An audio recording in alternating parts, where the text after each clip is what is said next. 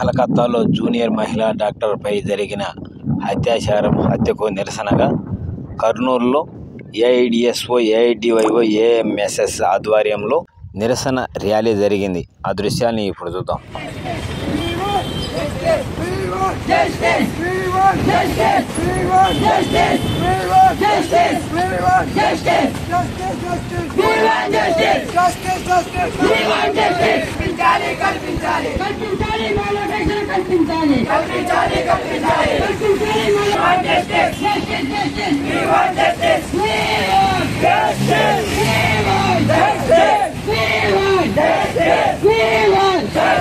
కల్పించాలి, మహిళలకు రక్షణ కల్పించాలి.